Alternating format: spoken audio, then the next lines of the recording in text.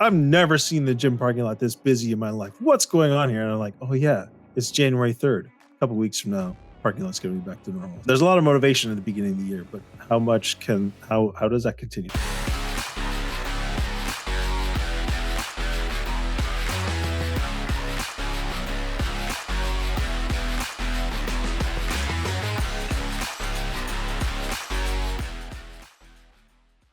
What is up, everybody? It's Ed Gow Jr. from Dad Central. And for the first time in the new year, I'm with this guy. Drew Solon of Dad Central. What is up, Happy New Year, everybody? Ed. Good. Happy New Year to you, Drew. Happy New Year to the Dad Central family all around the world. And we are wishing you a blessed and highly favored 2025. You are watching Dad Central, a parenting podcast to reduce stress and build confidence in fatherhood. So today we have another amazing topic, just like we do all the previous years. Nothing's changed. We are going to be talking about what does success look like a father in 2025? Yes, it is a new year. And we're going to be covering 3 points today.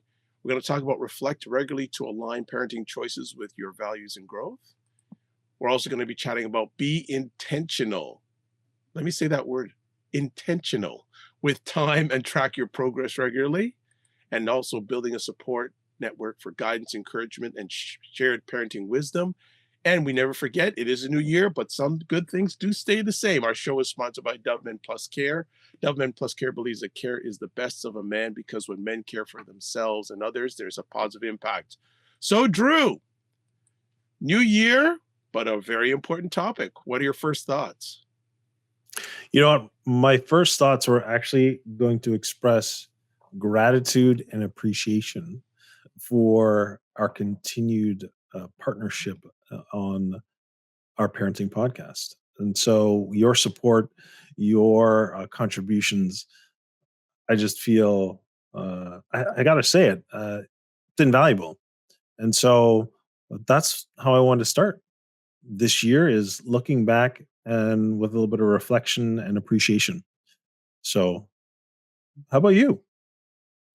Well, I want to say thank you to, even if you are a first time supporter, and that means your first time listener or accessing our support services, whether it's via website, via chatting with either one of us. I want to say thank you. We are happy to have you, and we can't do it without you and your family. So we are here to amplify and help fathers, dads, meal support, care support people to score goals and get wins with their families. So it's a privilege, and I don't take it for granted.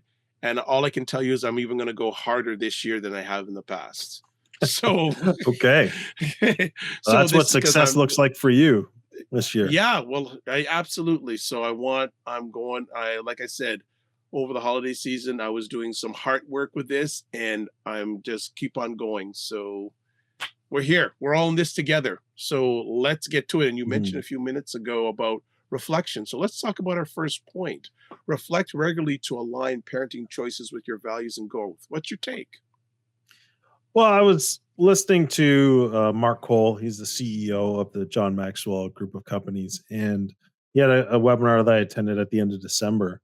And one of the points that he had in there that I wanted to share that really has stuck with me, and maybe why we're talking specifically about reflection, is that he had this point from source. The source was Harvard Business School, and the quote was, "Reflecting on your experiences improves performance and increases productivity by 23%."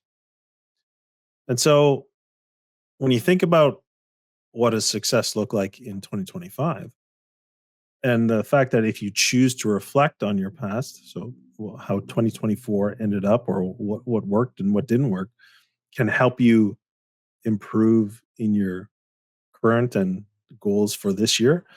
I guess that's really what sparked this idea for me is that, okay, hey, it's been something I've done regularly. I've reviewed my year in some way, shape, or form, whether that's, man, this was a crappy year. I can't wait for next year. As simple as that. Or whether it's time to look at, where were the finances at? How's my fitness? what's our family dynamic like? How's it working? Where are the other elements in our life? Are they where we want them to be, where we need them to be? What worked and what didn't work? Going much more in depth. But so that's why I think the value of reflection is, as that stat says, it's a way to springboard your efforts moving forward. And I think the other part of it is getting clarity. So if you are clear on what worked, then you can keep being more intentional, as we're going to talk about, on applying the same things that have been working. But if you get clarity on what wasn't working, then you can also be more intentional in terms of what's the one choice or one difference that would make us move closer towards our goals, as opposed to just I think Zig Ziglar said it is, if you aim at nothing, you'll hit it every time. And so ultimately, as a father, we've got expectations, we've got responsibilities, we have our own internal goals and desires. And to be able to get there, you've got to establish some form of targets. But the best way to start with identifying the target is to know where you've been. So that's why I think the reflection piece is important. And truthfully, there's a lot of pressure and intensity, and we don't often take time to do it. So that's why I want to start by saying it. Nice. So I'll add on here in regards to the reflection piece. I think it's great to reflect on the past year, but don't stay in the past year. So, yes, reflect on what worked, excellent. What didn't work, what did you learn from it? And if and when those situations come up again, how are you going to do it differently? So there, as I always said, and we were on a dad's call last night, I think I mentioned, or I was on another call last night with a group of dads saying, mistakes is a moment, it's not a person. So that thing happened at that time. What did you learn from it? And how are you going to move forward? Especially when it comes to dads, it's going to come up again, probably some way, somehow. What did you learn from it and move forward from it? And then I think the most challenging part, letting go. Letting go from any parenting challenges you had from the past. Yes, what did you learn it? How, when you let go, that's when you're going to move forward. Learn, let go. As I say to a lot of dads, when we're driving, you notice that the rear view mirror is this small little thing, or the smaller things on the side. The front mirror is big and wide. So that's an analogy I have in regards to the reflection piece. And also, don't be, as Drew will probably say, I'm going to beat him this time. Give yourself grace. give, give your on your reflections on the past. Give yourself grace, and also too, what reflection on your parenting relationship. Not only your parenting relationship with yourself, but your parenting relation if you have a spouse, your parenting relationship with members of the family. Reflect on where those relationships, all those relations that impact you as a dad, I would suggest you do some reflections on them. Just a thought. Mhm. Anything you want to add, Drew? I guess the one point I'll add is the more that you can build a simple reflection practice into, like, to be very regular, then the end of the year reflection doesn't really become very onerous or overwhelming, because it's like when you do a little bit of studying for a new subject. The more that you do a little studying every week, then you're going to the final exam, you don't feel like you have to, like, start all over again. And so one of the simple practices is, it's like a 5-minute debrief. And so let's say after a situation, or after a week, or after a month, I mean, you can just do a 5-minute debrief. You can do it on your own, you can do it with your partner, and it's going to be what worked, what didn't work, and what do we need to leave behind, to your point of letting go. And I think that can often be hard. We get caught up in some of the negative emotions and self-critical thoughts about a mistake that may have happened, and it's hard to recover from that when we are stuck in those negative emotions. And so your final point of letting go is crucial. So regular practice of a simple 5-minute debrief of situations, and whether you choose to just sit down and write it down yourself, record it on your phone, or do it with your partner, I think can offer tremendous value if you just begin that simple practice earlier in the year. and this ties in a little bit to our next point, but I'll bring it out here that someone gave me a journal for as a Christmas gift. Mm. And now I'm getting there. It's a work in progress, but I'm saying almost every day, or at least every other day, I'm putting my reflections on that of the day in my journal. I'm beginning to think though and they notice that I always carry my black book. I don't have it with me, but I always carry my black book around, and they said, okay, that's a good gift for him. So they gave me this sign. It's got some scriptures at the bottom of each page. So I'm getting there. So people, if Mhm. you want to, email us and say, hey Ed, how's the journaling coming along? Make me accountable. I'll succumb to your pushing. But yeah, definitely the reflection part. And so as we're saying reflection of the past year, I think it leads into our next conversation piece, being intentional with time and track your progress regularly. So Drew, you want to kick off on that one? Yeah, so I mean, yes, I do. And talking from the perspective of what does success look like in 2025 for me as a father, uh, I have to ask myself some of those questions after I've reflected.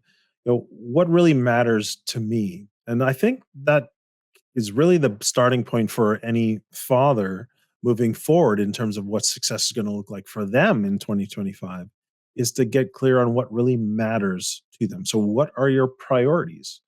And if you're able to identify, like that whole uh, that example of where you've got a jar, you've got the big rocks, you've got the smaller rocks, you've got some pebbles, and you got some sand. You always put the big rocks in first. Otherwise, if you do them out of order, guess what? You don't have room for the big rocks that can't all fit in that jar. If you've ever seen that exercise, and so what are the big rocks in your life? What are the top three or top five priorities that you really have? And if family time and family relationships are a big priority, then now from there you can begin to plan for where is my family time, where are the opportunities. When we're doing vacation, what does that look like? Are we traveling? Are we home alone? Are we cottaging? Are we doing events? Are we doing communities? Whatever, because it all starts with priorities.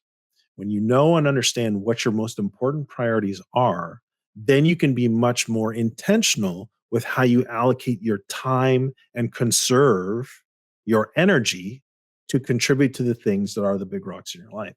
So I think that's where I would start with this idea of what does success look like for you as a dad. Get clear on those big rocks, and then begin to make the plans accordingly. And we'll talk back and forth about tracking progress. But that's my starting point, Ed. How about you? Y- Yeah, I also want to include, just to add on to the knowledge bombs you dropped there. I believe that also dads should be intentional with spending some dad time or them time for themselves. Mhm. You know, we always, dads, we always got to do this, got to do this, got to do this. I always feel that it's important for dads to have some of their time for themselves, and I always encourage, especially dads that are home dads, do you get a chance? And even, well, home dads, or you work and come in, can you start?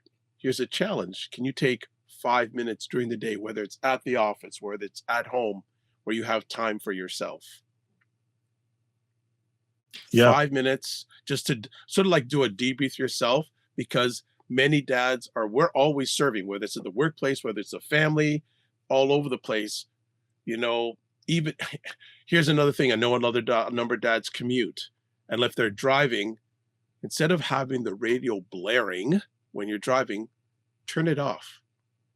Just have silence. Like, do you have silence in your commute? Do you have 5 minutes of silence during your daily? Just a thought.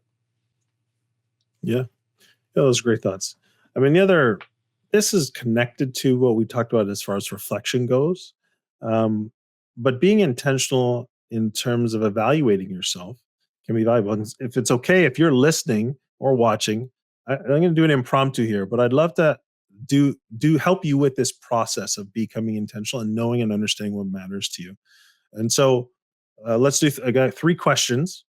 I'd like you to rate yourself, and then you and I can do this live if you want. let's rate ourselves on a scale of 1 to 10, 10 being, obviously high, one being low. We're going to start with number one. How clear are you on what you want to achieve in 2025? Scale of 1 to 10. And be honest with yourself. When I ask that question, what are the big rocks? The big rocks, what matters? If you're unsure, chances are you're not at the 9 or 10 level on how clear you are on what you want to achieve in 2025. And how clear are you on what you want to achieve in 2025? Scale of 1 to 10. 8. 8. Awesome. Okay. I think I'm right now at a 6, if I'm being completely honest. I've got work to do. I mean, I know the big rocks, I know what really matters, but I don't necessarily know on what I want to achieve in each of those big rocks. So I've got some work. Next question And is I just yeah, no, go ahead. I just want to jump in now. Great test, and I'm going to provide some encouragement. Those who are an 8 like myself, we're going to have our 6s during the year. We have to I can say 8 right now. Tomorrow it may be a 6. And for those who are like a 6, 3, 4, or 5, you've got so much opportunity, room to improve. So I just want to throw that in right now because this is just a moment in time that we're evaluating ourselves. Mhm. It's going to change. So Yep. don't beat up yourself wherever you're at. If you're really high, you're going to have a dip. If you're really low, you're going to have an up. So don't beat up on yourselves and just be realistic and be honest with Yeah. yourself. So move on. Yeah. Let's talk about our daily motivation. You know, beginning of the year, I went to the gym and I couldn't find a parking spot. I was like, what? I've never seen the gym parking lot this busy in my life. What's going on here? And I'm like, oh, yeah, it's January 3rd. All the people who are like, yeah, I'm going to go to the gym. And Kristen said, Drew, don't worry. A couple weeks from now, parking lot's going to be back to normal. I said, yeah, you're probably right. So there's a lot of motivation at the beginning of the year, but how does that continue? So the question is, rate yourself on a scale of 1 to 10. How motivated are you to act consistently each day? Scale of 1 to 10. I'll go You first this had to time. throw in the word. You had to put that word consistently. There Yeah. you go. So right, That's I'm motivated. So this year, I think I'm motivated, like an 8.5 to a 9, to act consistently each day. So I've been much better with my diet. I've been much better with my activity and exercise. I've been much better with some of the other areas that I want to focus on. So I'm definitely there, and I'm feeling good about that. You? I'll say an 8 again, and I'll put it across in this way. Yes, I'm motivated more than ever in the areas that I'm passionate about and knowledge about, but I'm also at an 8 motivated that if I don't know, I'm going to ask. Hmm, okay. So I put that motivation. Yes, there's things that I have a radar on, but the things that I'm passionate about that I don't have a radar on, I'm not going to let it wallow to stay in a 3 or a 4. I'm going to be proactive, be on the offense to ask so I can get those levels up also. Nice. That's good. And the final question is about accountability. Who is holding you accountable to stay consistent?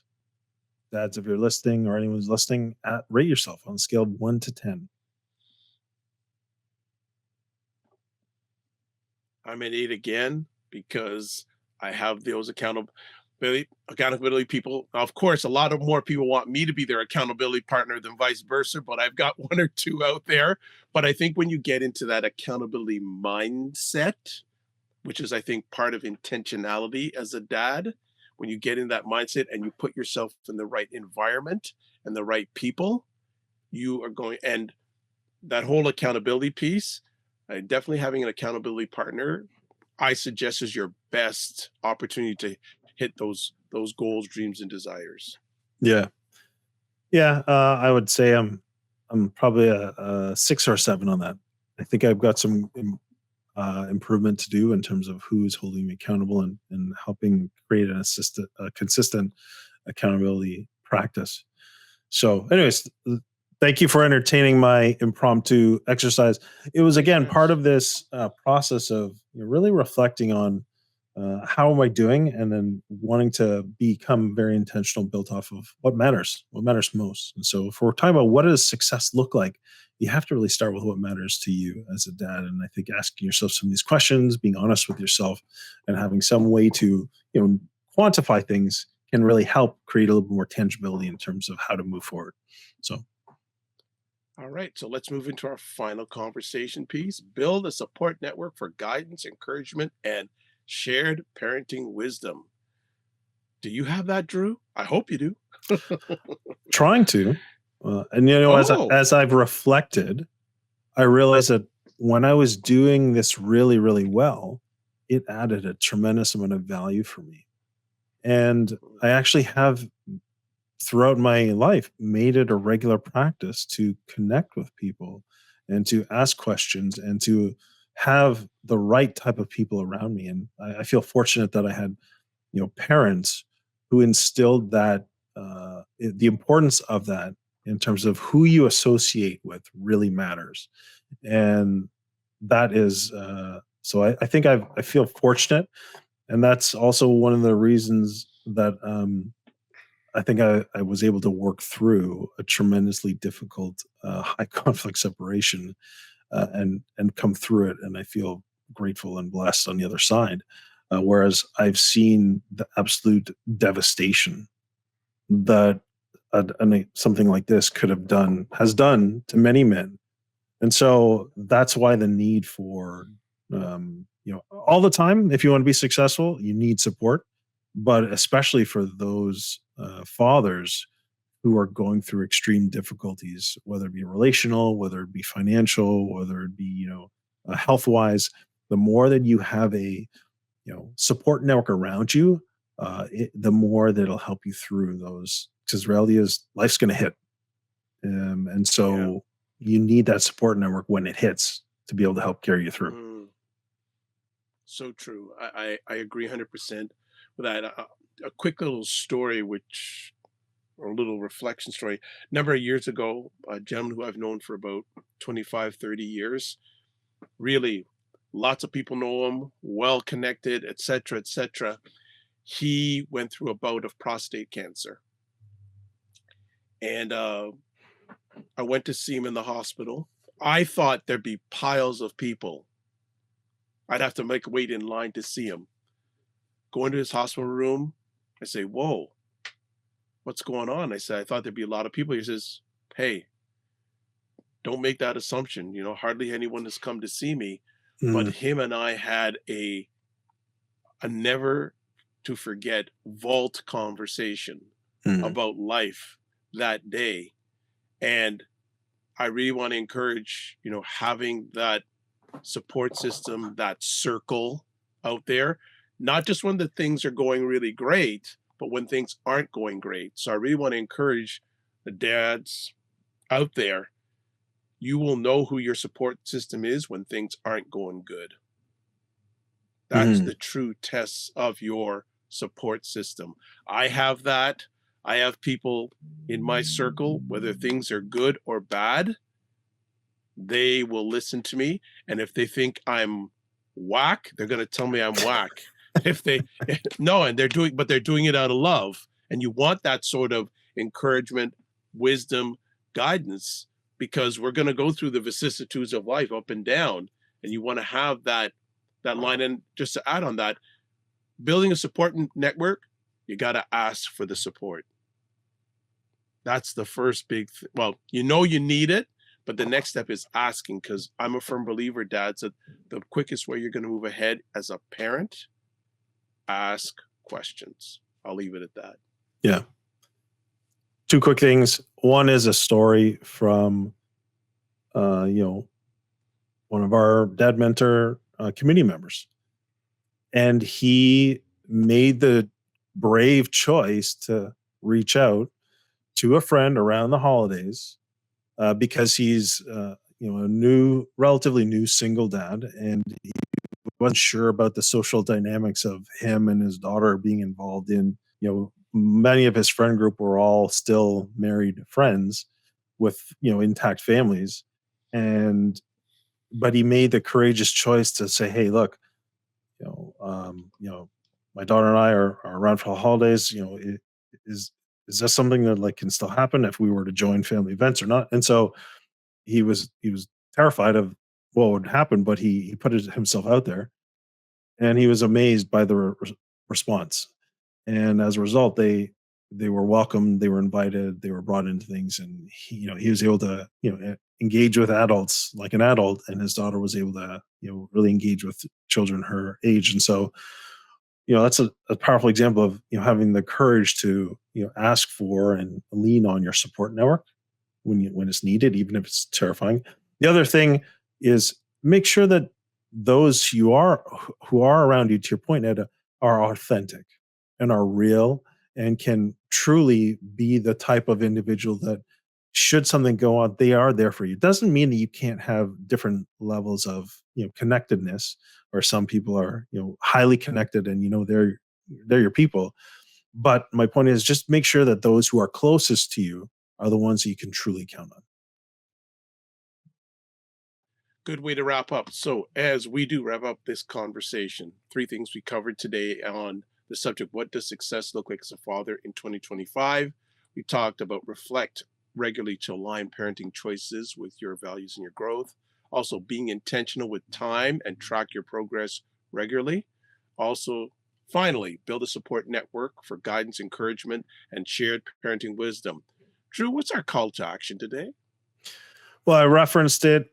We have a community. It's called Dad Mentor, where we've built something called the Dad's Roadmap, and which is a foundational 5-stage plan to go from stressed, tired, and overwhelmed to becoming much more confident, calm, and connected. And we get together regularly. Now, where it's twice a month that we meet as Dad Mentor community, where we connect to do some of the things that we just talked about today. We reflect, we develop action plans, we hold each other accountable, and generally focus in on what's the one thing that we need to do to move forward together as fathers. So the Dad Mentor community is, I think, your next step if you're looking for guidance, direction, support. I should also mention all of the resources Dad Central has created over the past 20 years directly for fathers are part of our VIP resource library within Dad Mentor as well. So, I mean, the value is just immense. There's so much that's in there for you. So, but the most valuable part is the community aspect. All right, fantastic. So, as always, we like to say thank you for giving the most important thing you have in your life, your time with us, and reach out to us. We're here to help you serve. We're not perfect. We're working along this journey with you called fatherhood. So, as always, don't just manage your time, manage your energy, and remember to give yourself grace. And thank you for listening and watching. Be well and keep the faith. And I don't think I told them dadcentral.ca/dads. Okay. Dadcentral.ca/dads is where you can go and learn about Dad Mentor.